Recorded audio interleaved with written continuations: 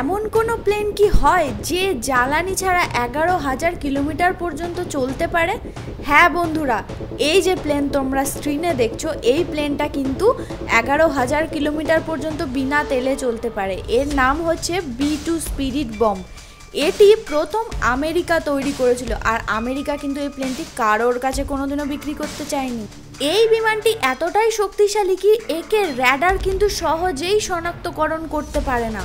এর flying wing নকশা এবং র্যাডার শোষণকারী উপকরণ এবং কম ইনফ্রারেড সিগনেচার একে শত্রুর র্যাডার এবং বিমান প্রতিরক্ষা ব্যবস্থার নজর এড়িয়ে যেতে সক্ষম করে। আর এই যে এত শক্তিশালী প্লেন, এটি কে তৈরি করেছিলেন তোমরা জানো?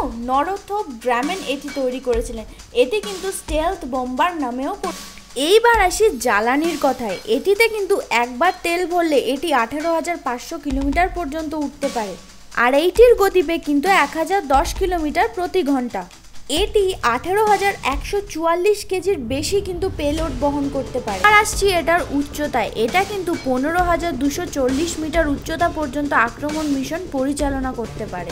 আর এতে থাকে দুজন চালক, একজন পাইলট এবং একজন মিশন কমান্ডার। আর এই বিমানটি কবে উড়েছিল তোমরা জানো? 1989 সালের 17 জুলাই প্রথম এই বিমানটি উড়েছিল। আর এই বিমানটি তৈরি করতে কত টাকা খরচ হয়েছিল জাস্ট তোমরা জানলে অবাক হয়ে যাবে। $2 বিলিয়ন। ইয়েস, এতটাই এটা শক্তিশালী এবং ব্যয়বহুল বিমান ছিল।